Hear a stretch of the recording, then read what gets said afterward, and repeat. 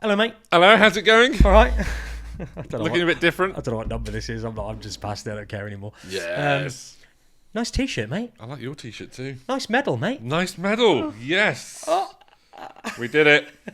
We absolutely did it. I saw people on kind of social media. They were like going into their work meetings on video call, on like Zoom meetings, wearing all of their gear. One guy was like on a gel.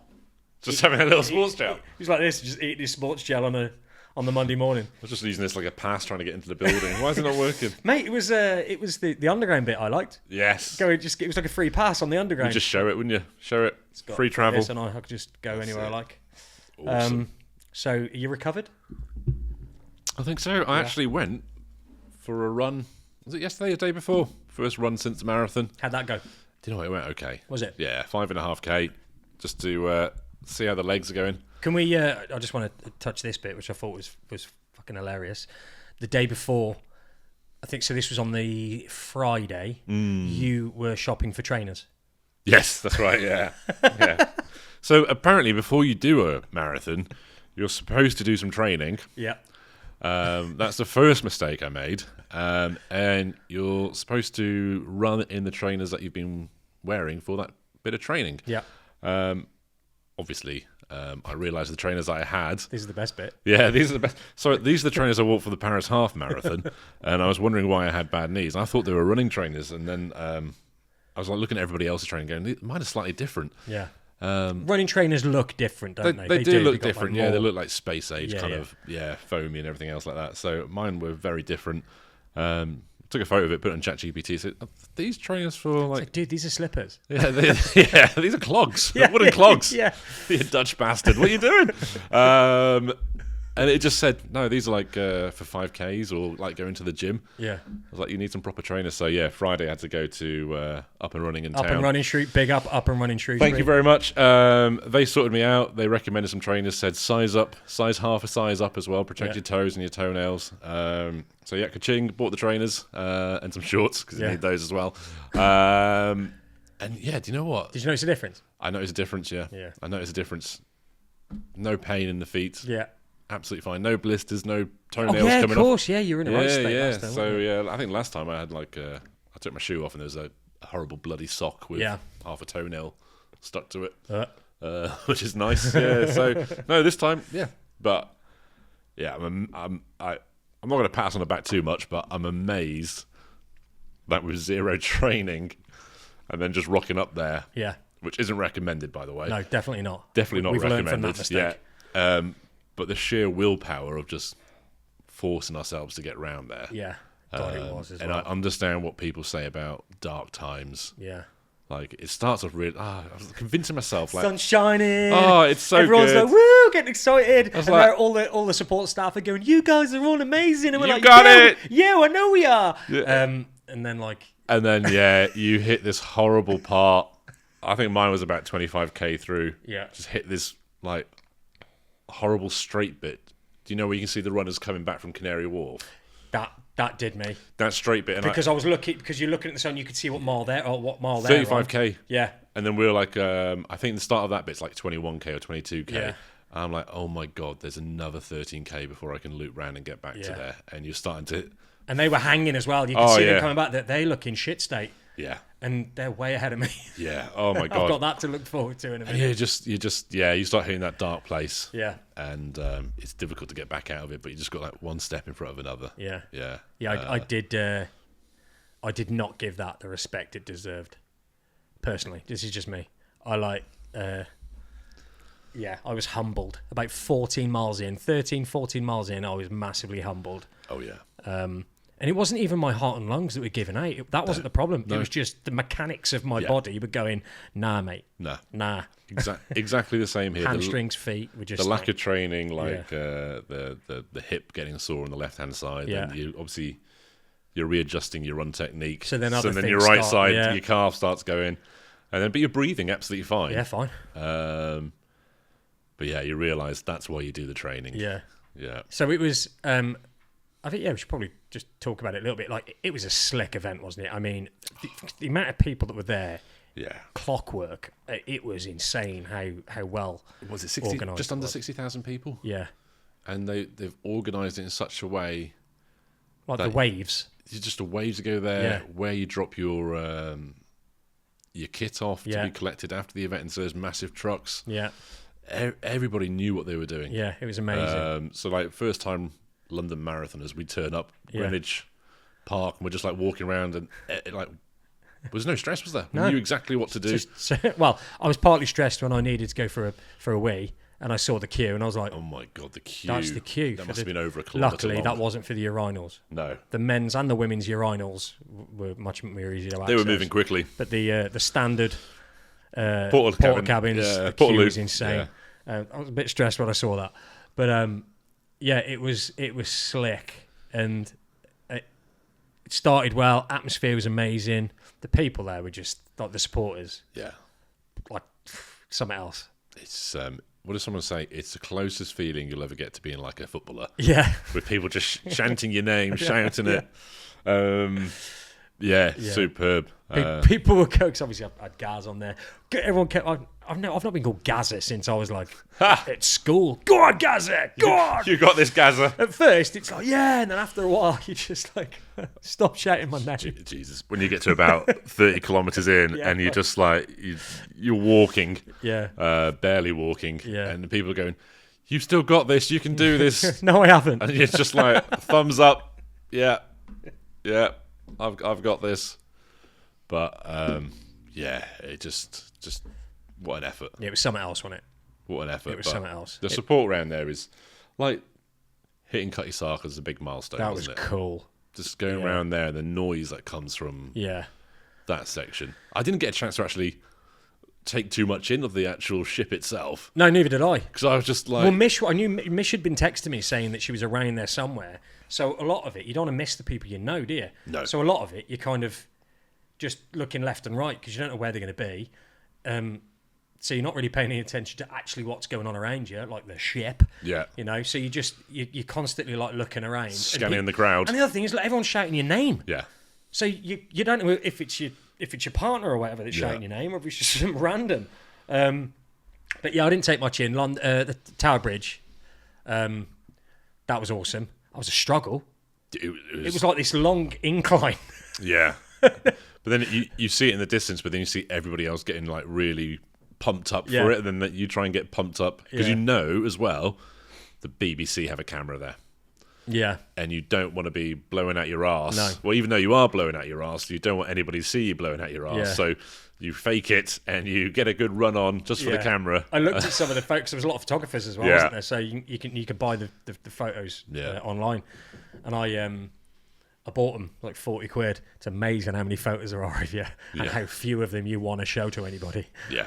Because you just look like you're hanging. You look miserable on 90% of those photos. Yeah, apart from the fake one where you put your hands in the air like that. Woo! Yeah. I think the best one I had was actually near the end. But I was only happy because I knew I was near the end. Yeah. Like, I'd love to do it again. But I want to train.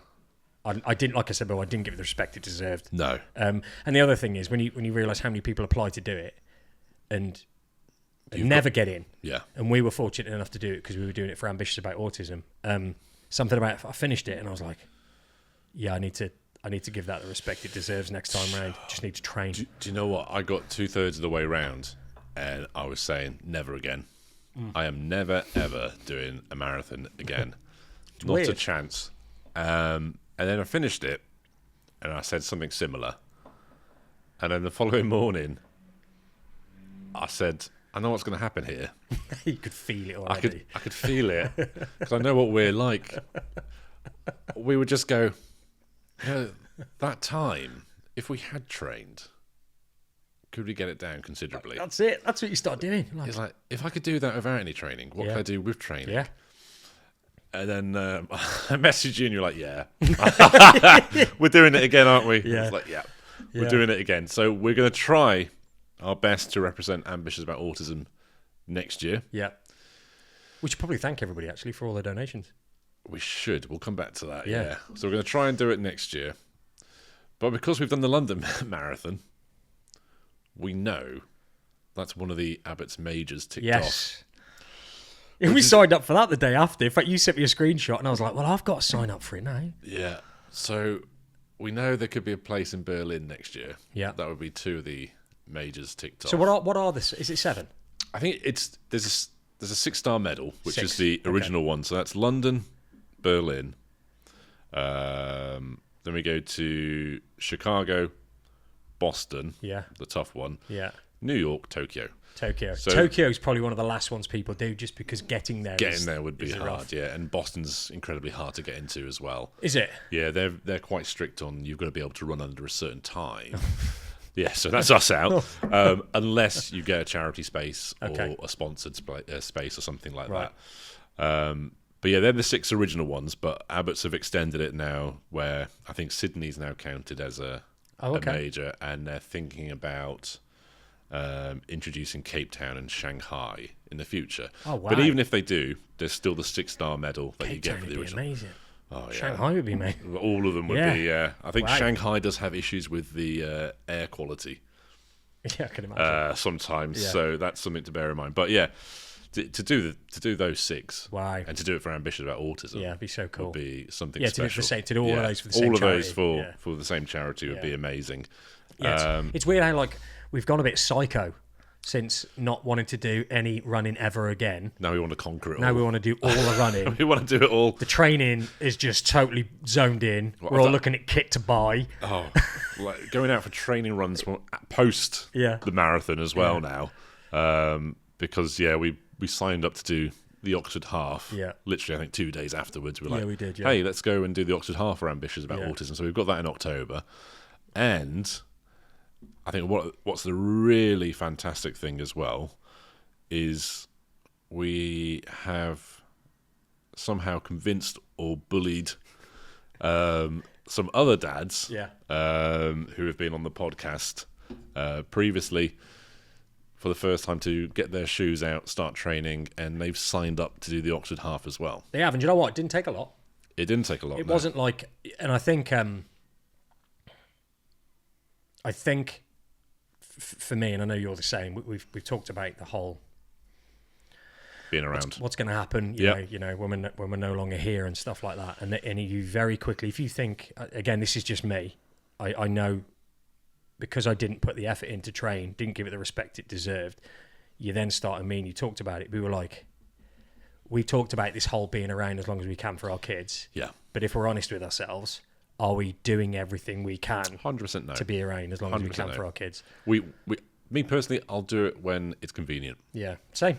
And when the days are hard and it's been particularly tough, I'll take the easy route out. Yeah. And that's got to stop. Yeah, so it's the same. I was talking to one of the lads in the Stim and Whistle. It was James, and he said, how did it go? Asking some questions about it, and I said the same. I was like, I could have done better. And he said, quite comforting. He said, but mate, parenting an autistic kid, you just don't have the time. And I went, thank you, mate, but I find the time to lift weights. Yeah. So that time for me hasn't been an issue. I've been managing to go to the gym to lift weights because I enjoy lifting weights. I don't enjoy running. Well, I didn't. I fucking love it now. Yeah. But I think it's easy that you make excuses for yourself. If you're really honest with yourself, like you just said then, you kind of go, yeah, do you know what? I could do more, and I haven't been. Yeah. Then when I bitch and moan about not being around, I'm like, I need to stop bitching and moaning. The problem is it's a classic, it's easier not to do it now, but then when the shit does hit the fan and you are potentially lying there going, oh shit, if I had made some different choices. You look back on time going, oh, I wish I had put that 45 minutes in there on that particular day and just made a routine, then I wouldn't be here now stressing about what's going to happen to my child. Yeah. If maybe you're not going to go somewhere, but you may have, I don't know, had a heart attack, a stroke, diabetes has creeped up or something like that, and you're going, oh shit, I should have made some life choices that were slightly different. If you were on your deathbed, and somebody said, do you wish you'd done anything differently? Yeah. You wouldn't go, no. No. Go, yeah, do you know what? I wish I'd looked after myself better. I wish I could delay this 5-10 years. Yeah. I wish I'd done more. Yeah. And you would, wouldn't you? If you're honest, that's exactly what you'd say. 100%. And again, it's not trying to preach to people. Not at all. We literally are living this. We do know how difficult it is. But at the same time, if we can take steps to allow us to live a longer life, live a stronger life, a healthier life, whatever the case may be, then it's going to take away a little bit of that pressure that we have individually as parents, but also allow us to be there for our children longer or more effectively. Exactly, a bit of both. Yeah, exactly. Yeah, it's a good shout, actually. It's not just about being alive, it's about being able to do things while you're alive. And we've said it before, like, obviously this is like signing up and running a marathon is the most extreme thing you probably do. We're not saying, hey everybody, you know what you need to do? You need to sign up, do a marathon because that'll make you live longer. Because it probably isn't the case. It's probably not the case. And halfway around it, you'll probably be hating us. So we don't want that. But if it's things like, do you know what? I'm not going to take the lift. I'm going to take the stairs. I'm going to walk to the shops rather than jump in the car. Yes, it'll take me 15 minutes rather than a couple of minutes. It's little things like that. And if it can help in the long run, or just break a routine for the better, then great. But it's fantastic now that we've got those other dads going, right, like, we're doing it. Weird. They've just it wasn't. We didn't even have to say anything really. It was just like they were starting like asking about getting trainers, and a couple of the lads, Jason and Carl, I think they're like proper runners. They're proper runners. Jason is like insanely good. We had Jason on the podcast very early on. Yeah. He did a Birmingham half, didn't he, on Sunday? Yeah. In like 1.5 hours. Smashed it. Yeah. So yeah, and it was what's nice, right? Jason clearly has a lot of knowledge on running and a lot of experience. He didn't pile in the group and just spew out, "Hey lads, listen, I know what I'm doing." Yeah. In fact, it took me saying a couple of times, "Listen, no one needs to tell you how to run, Jason." And then he started sharing some of his. Yeah. But he that kid can run. But yeah, it didn't. I think it just highlights to people. Do you know what? I want to do that.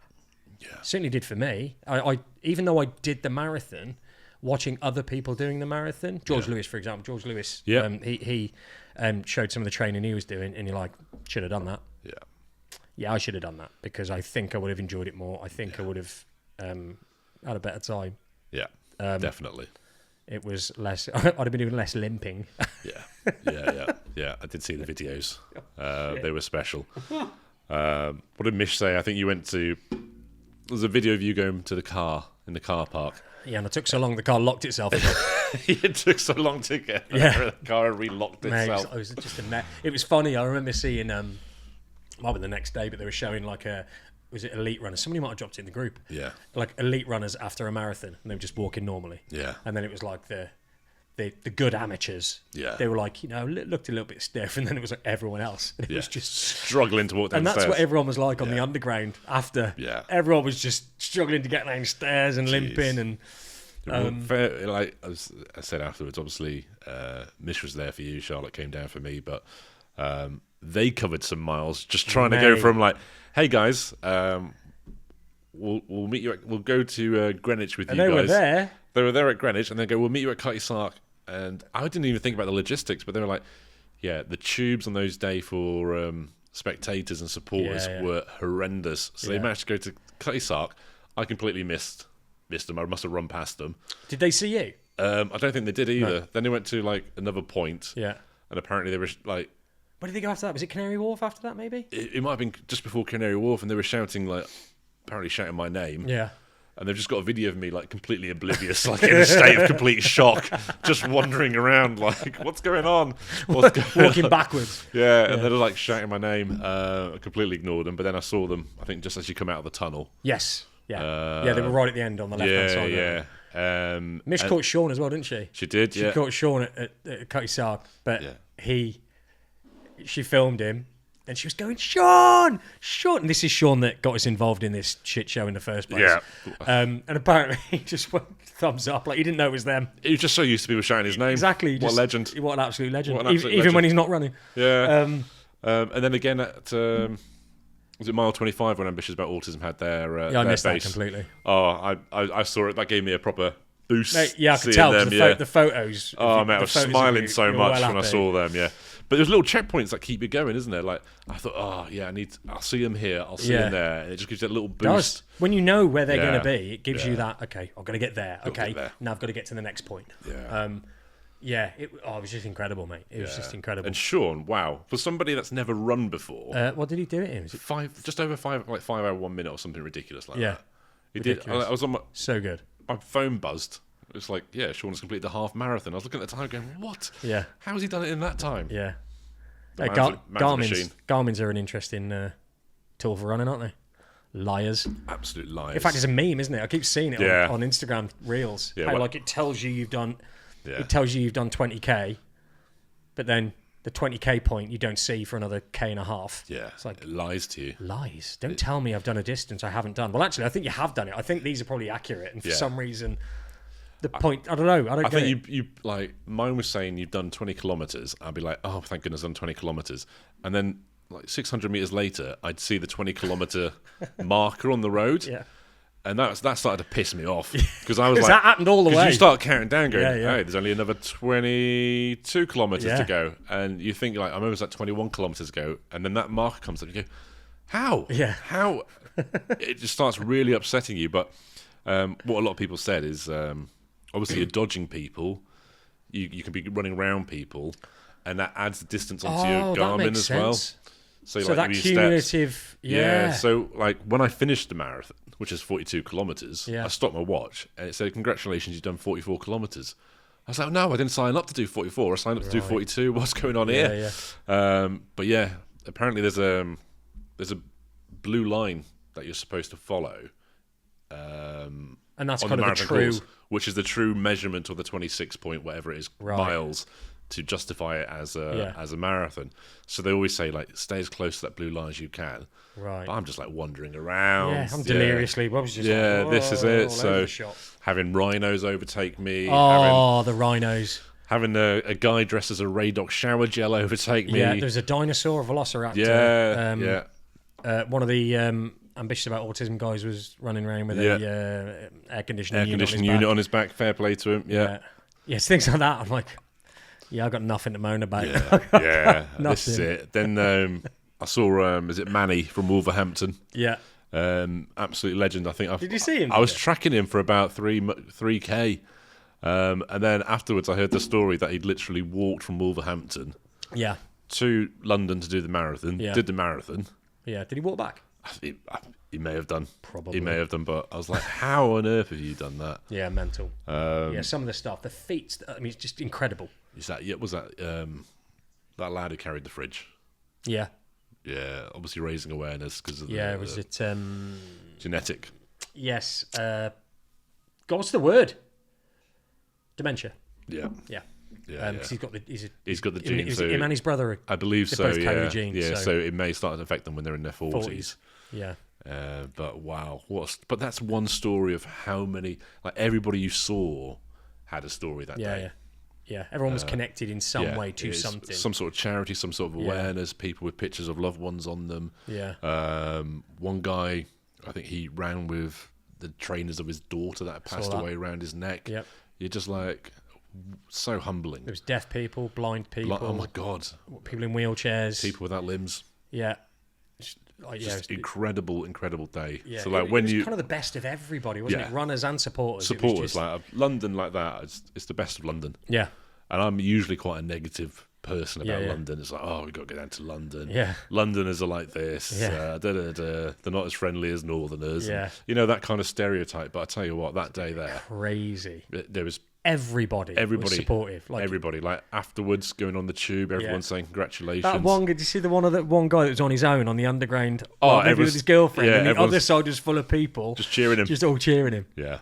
And then Monday, like coming back, obviously you went home on Sunday. I came back on the Monday, going to Euston Station. Everybody's wearing their medals. I was like, whip mine out, and everyone's like, congratulations, well done, and. I'm never doing it again. Yeah, I'm never doing it again. Following day sign Followed it, everyone signed up. Yeah, this is it. But it'd be. I think if we can get in next year, I think we know what to expect now. Yeah, we know to treat it with a lot of respect. Respect. Yeah. It's given me a new lease of life. Yeah, as far as my health is concerned. But it's a weird thing, isn't it? It's like, afterwards. And I don't know if it's similar with other people who've run it for the first time, or if it's because there's an element that we didn't train properly for it. I was like, geez, if I put my mind to something, I can achieve Yeah. Quite a bit. I think that's what the bug is. Yeah. The bug, if you do something as crazy as a marathon, and I think we underestimate how mental it is. It is absolutely crazy. It's an insane thing to do. Yeah. And you almost jump to that. If you gradually built yourself up to a marathon, it might not have the same effect. But when you do something as drastic as going from, especially when you don't run, half marathon and then doing a marathon, and you go, I got around. Yeah. I actually finished it. Survived it. Holy shit, maybe and it's not an ego thing, but maybe humans are more capable of than what they think they are. It does make you think that you can, if you really focus on something, you can do it. And that's why I recommend everyone trying it, because everyone will realise they are all capable of things they don't think they'd ever be capable of. Then it's that kind of, is it being like an autism parent that you're so resilient anyway and stubborn that you just won't take no for an answer, that you just go, no, this ain't doing me either. I'm going to carry on. I'm going to do this. And it's the same, I guess, for any same parent. Because they always say, for me, I'd probably class doing a marathon as an extreme sport. Yeah. I know there's like ultras and Ironman and everything else like that, but they always say the individuals that take to those sports seem to have some sort of trauma in their life, and it's just a way of coping. And that's their treatment for that trauma. And I'm not saying that we've got trauma or anything else like that, but you have a slightly different life too. Typical families, don't you? They talk about parenting, children with additional needs as being almost PTSD inducing, don't they? So that is kind of a trauma, I suppose, for lack of a better word, maybe. But I'm trying to think what else was amazing. The fire service that in front of me was a fireman in full kit, carrying the canister on his back, mask, helmet, everything, and it was a hot day, wasn't it? Yeah. That's the other thing that did me in. It was a hot day. The weather forecast lied, but it was a hot day, and he had a team runner with him. I just remember seeing this guy, just running. Yeah, I was like, wow. And there was servicemen carrying kit bags, and there was all sorts going on. Yeah, it was mental. It was absolutely mental. But I think one of the things that kept me going was the donations. Yeah. That so many people had put their hand in their pocket, and we know times are particularly hard, even more so recently, that they had taken the time to go, do you know what? We appreciate what we do, and we're going to donate to this cause. Right down to the 50p's, the pounds, literally, all of it, from 1,000 down to 50p. Yeah. Everybody that's gone, do you know what? I'm going to give some of my money to this cause. Yeah, I think that just there's no way that we're not doing this. No, even if as hard as it got, and it was just one step in front of another. Yeah, it got. I mean, it did get like that. It got to I just need to pick my foot up one more time. All right, now I've got to do it again with the other one. I got to the stage I was looking at my watch, going, how many kilometers am I doing an hour? Oh shit, this is going to be another 2 hours. Yeah, at this pace. Yeah, but and every time I slow down almost to a walk, someone goes, and this is why if anyone does it, get your name printed on your t-shirt. Yeah, because without that, I would have found it way harder. Yeah. When people are personally saying, they don't know you, obviously, but when people are going, go on, Andy, go on, guys, it gives you that, you're like, do you know what? I have got to keep going. Yeah. And it does, and it makes you pick your feet up again and push on. Sorry, this is going to get boring as fuck. But there is something about doing something like that makes you go, it's a bit like, people that do extreme sports, whatever that thing is that makes them do it. And you look at people that do extreme stuff and you're like, how do they do that? Yeah. Actually, it's mostly a mental battle. And I think they all say that, don't they? Yeah. Yes, obviously there's a lot of physical aspects to it, but the physical stuff only gets there because you've mentally battled to get through it. Yeah. I mean, I did have David Goggins going through my head. My headphones ran out halfway through as well. 3 hours in, I kept going, okay, I can't hear anything. And I'd click them on and they'd beep and they'd start playing and they'd run out and I'd look at put my phone in my pocket. Oh, the battery's dead on them. But again, that's partly not a bad thing because there's loads of music going. I mean, Apple had their own little stand. Yeah. At 23 miles, something like that. Towards the end. Yeah.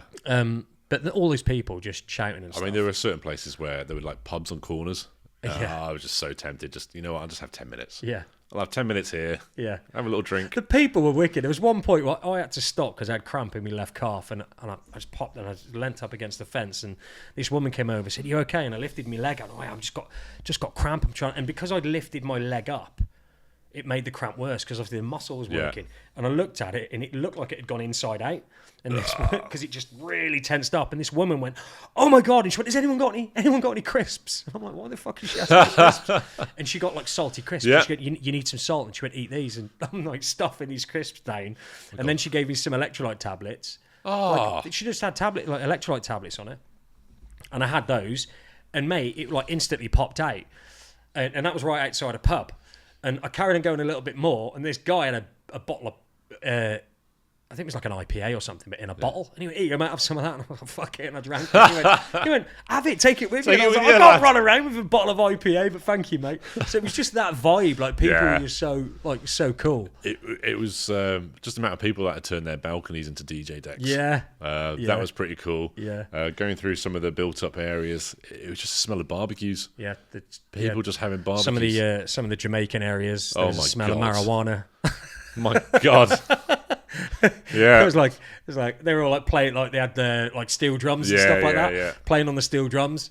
Like basically the coolest people in London. But it was just such a mixed vibe. Like it was just so many different cultures and stuff. It was just like, I'll tell you what, the music when you got to, is it the gay bit, the rainbow section? Yes, it got like a right turn, didn't it? Yeah, the right turn, and then they've got like on the left they had a stage. Old double-decker bus as well. Yeah. Then it was like, what was it, like Spice Girls music there? Yeah. But the whole place was heaving. Yeah. And I was like, just got out of Canary Wharf, like that. And then all of a sudden you just hear this noise again, this music, and everyone's like really having a great time. Yeah. I was like, holy shit, this is awesome. Yeah, it was like, I think when I went past there, I think they were playing like, I think it was Spice Girls, like Spice Up Your Life. Yeah. It was like... They had a stage as well, didn't they? Banger. 1990s banger. Drag queens on the stage. It, Spice Up Your Life. Come on, Gaz. Yeah. Played that just for me. So that was quality, but yeah, and then seeing Big Ben, you just know, I can see Big Ben. Well, they say, don't they, when you see Big Ben, you know you're getting towards the end, but they also say don't be deceived, because just because you've seen it doesn't mean you're there yet. No, because that is one long straight, isn't it? Till you get to towards Buckingham Palace. That is a long straight. Yeah. But yeah, wow. That when Buckingham Palace, you run around Buckingham Palace on your left, and then that's it, the home straight. 385 yards to go. Yeah. That's it. Yeah. What did you do when you crossed the line? Nothing. Cried. I was like in shock. Like, thank goodness. Get me a medal. I crossed over it, like instantly. Yeah. Started welling up. My God. And I couldn't tell you why. It's just emotional. But I don't know why though. I wasn't like running towards the line thinking, "Oh my God, I'm nearly done." But I crossed the line, and I think it's because you've got everyone else crossing as well. Yeah. And everyone's just, I don't know, it's like a feeling. It's weird, like an aura of emotion. And I started filming myself, and I was like, don't know why, but I'm getting a bit emotional. Yeah. And then you go through, and because you've got your name on there, they're like, "Well done, Gaz." And it's just, they know your name, and they're giving you your medal. And something about someone placing a medal over your head. Yeah. Like, takes you back to being at school. Yeah, I'm an athlete. Yeah. Yep. Of course I am. Top 1%. But yeah, just insane. And obviously it was a record breaking day. Was it 2 records, isn't it? What was it? 1:59:33 or is it one? Yeah, I think 1:59:30, something like that. Yeah, something like that. And then someone else. And then another guy got just after him. 1:59 something. I heard like the top 4. I think like top 3 had the same trainers on as well. Yeah, had like these. Was it Adidas? Yeah. And they're not even on sale yet, are they? I don't know. Pretty sure they're legal. They're legal trainers, but you can't even buy them yet. But I think the guy also who won it. Obviously, Nike had spent a lot of money trying to get under the 2-hour mark. That's all things saying they'd spent almost like 500 million over a couple of years to get an athlete under the 2-hour mark. And I think they'd done the unofficial under 2 hours, hadn't they? With I forget his name now, but obviously everything Nike pumped loads of money in it, and then this guy's done it wearing Adidas.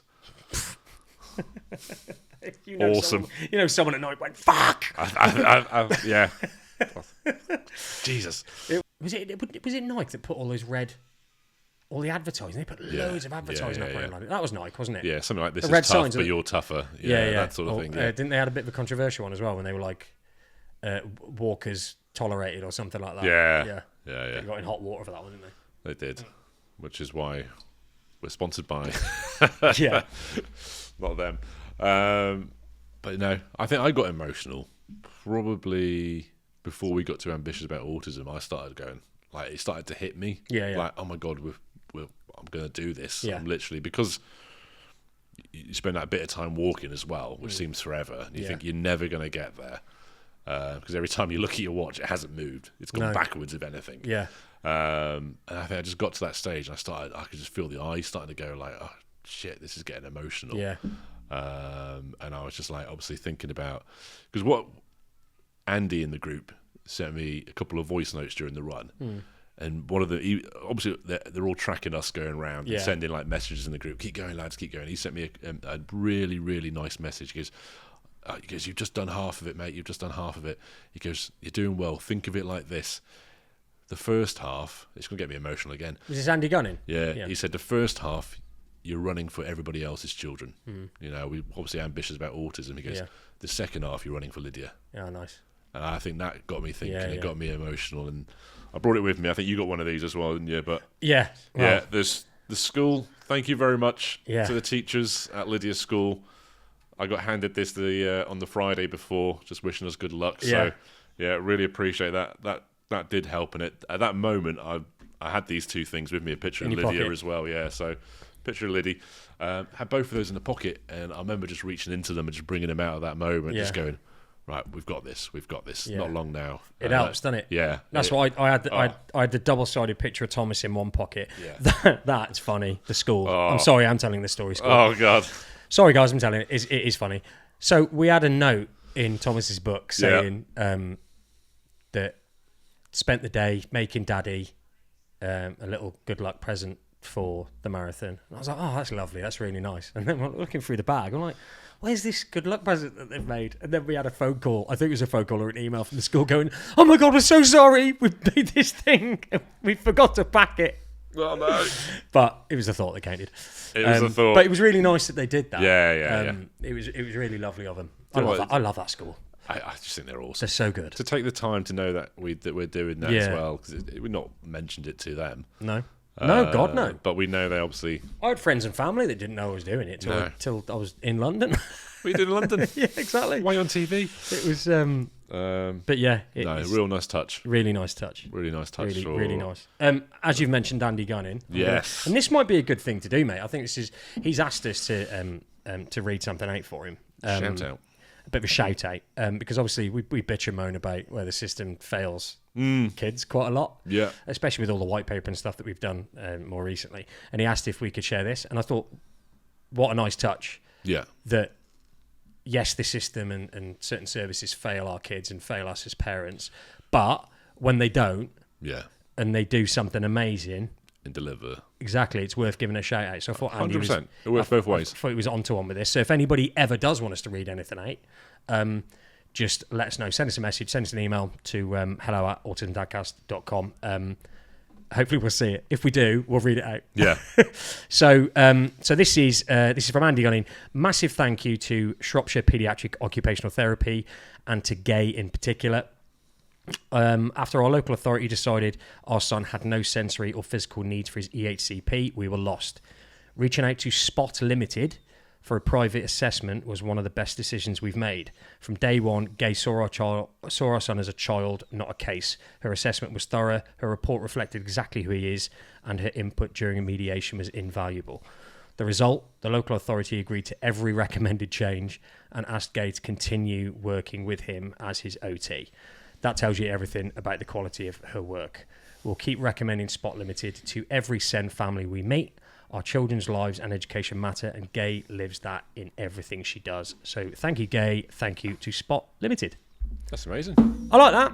I like that. Give people a shout out when they deserve it. So Gay and Spot Limited. We've said this before. I know it's like it can sound like doom and gloom, and we always do hear the horror stories. And we've said, a lot of people who work in the services or work in certain therapies they are doing a good job. Yeah. Or they're trying to do the very best they possibly can do. Yeah. Under the circumstances or the finances that that limit them sometimes. So, no, that's fair play. And you don't really. I mean, some people will, but the majority of people aren't going into these jobs to be a dick for a job. Yeah. It's not like I need a job, I'm going to go and be an occupational therapist. No. You do it because you care and you want to make a difference. Yeah, absolutely. So yeah, anything else, mate? No, I think that's just a short one to say thank you again to everybody. Donations. And again, even not just the donations, but the messages we were receiving on the day. Yeah. Oh, someone bought us a couple of coffees as well, didn't they? Yeah.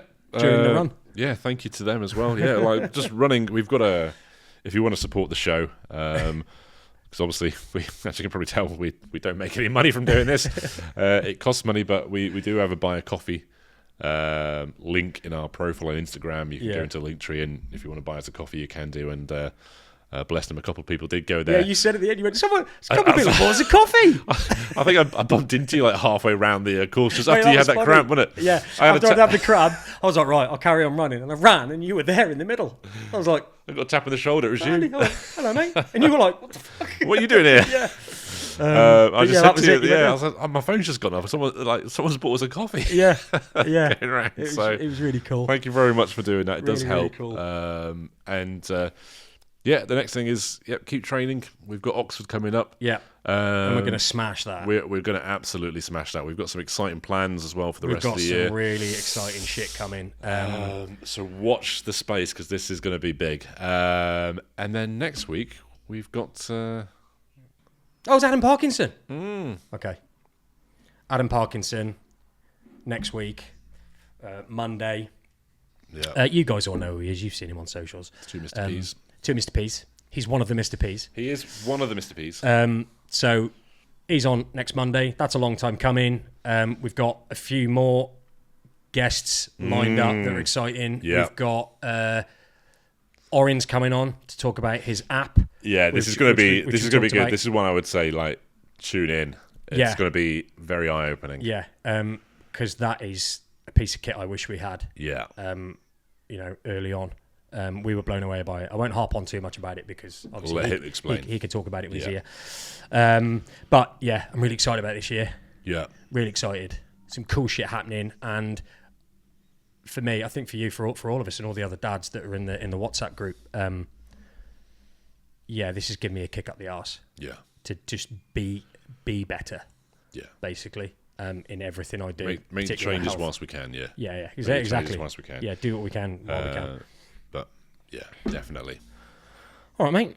Well, I don't know if we'll find another excuse to wear our medals. Do we need an excuse? Because we're athletes? Can we just wear these? I think you just wear these all the time now. You can. And then just collect more of them. I'll tell you what I will say. They're fucking good medals, aren't they? They're heavy. They're a good medal. Yeah. They're proper heavy medals. But no, they're just outstanding. I think I've just become a bit of a medal magpie now. I just want to collect more of them. Yeah. Just put my body through different things to collect more of them. But yeah, and we're like in the dad group now. Everyone's just dropping in their running times. Like the lads are like getting proper stuck in. Yeah, this is why it's quite nice having a group of people, because they kind of push each other on. Yeah.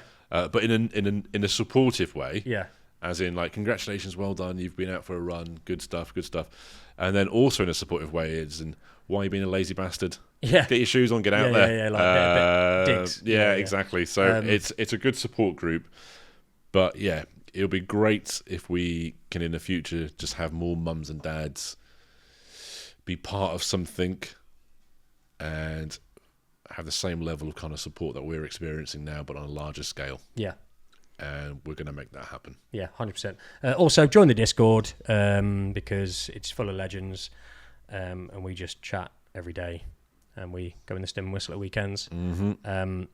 And a lot of the support we got was from the Discord as well. The Discord group, they were tracking us. And what was really nice, maybe my ego like this, I don't know, but what was really nice is they were all like helping each other. Like, we weren't there to talk to. They were talking to each other about how we were getting on. Oh, and I thought that was just nice. They were like tracking us and stuff. Yes. And they were. Shout out to Emma and her husband. We know them through the Discord. Speak to Emma on the video chat most weekends. and she was there.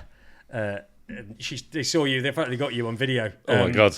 Running past, and I just heard gas, like a psycho gas, like screaming. God. And I was like, well, people are being encouraging and stuff, but that's like something different. But I'd already gone past, and I turned around, and she was going, "Go on!" And I was like, "It's Emma!" Oh my God! It was just nice. I'd seen her in the stim and whistle, and I could just see it. I was like, that was cool. That's really good. It was really nice. And finally, to everybody else that ran for Ambitious About Autism, like congratulations, well done. You've raised some amazing funds for a great charity. I had a pleasure of a few of them tapping me on the back saying, "Keep going, Andy. You've clearly done no training, which is why we're running past you, but keep going," which was also very nice. Yeah. There's a few National Autistic Society people as well, and they obviously... If you're wearing vests that say autism or autistic... We're helping each other out. We're giving each other support. And what's nice as well, in June, we are going to go down to London, and we're going to meet with Ambitious About Autism. We're going to have a meeting with a chief exec. She's going to come on a podcast, talk to us about the charity, give us the number about how much money has been totally raised for Ambitious About Autism, which we're excited to hear amongst everybody that's done events for them over the London Marathon and fundraised, and get an indication of what the money does. That's the big one as well, because I think once you get to see that... Like, it's all very well us doing it on the front end, raising money, but then when we find out, God, this money's actually helped this, it's helped this family, or it's done, something here in a school, or it's created an opportunity here, we start to get a better picture of of where the money goes and how much of a positive difference it makes to children and young people who have autism. So absolutely stoked about that. That'll be a good one. Really looking forward to it. And we're just going to keep doing as much as we can for Ambitious About Autism, aren't we? Yeah, if it wasn't, I've said this before, the reason we have such an affinity to Ambitious About Autism is before I even met Gaz, I messaged him and said, look, there's a place at Paris Half Marathon. We'll be running for Ambitious About Autism. Are you interested? You said, go on then, let's do it. Yeah. And the first time we met was at Birmingham Airport, and we did the half marathon, and we just kind of said, where are the dads in this? Yeah. And which has led to the Autism Dadcast and all the crazy things that we do now. If it wasn't for them, we wouldn't be doing this. So if it wasn't for them, they're the catalyst. They were the big bang that created this. So as far as I'm concerned, we'll tether our flag to Ambitious About Autism and do as much as we possibly can for that charity. 100%. Awesome. Right, well, thank you very much. No problem. When are you running next? Tomorrow. Tomorrow. Yeah. Mine's on Saturday now, I think. 7.5 tomorrow. Ooh, God. Cheeky. I know. But fun, and we love it now. And we love it, absolutely. So it's all positive. All right, mate. Thank you very much. Absolute pleasure. Catch you later. See you later, guys. See you later, guys. Take care. Bye-bye.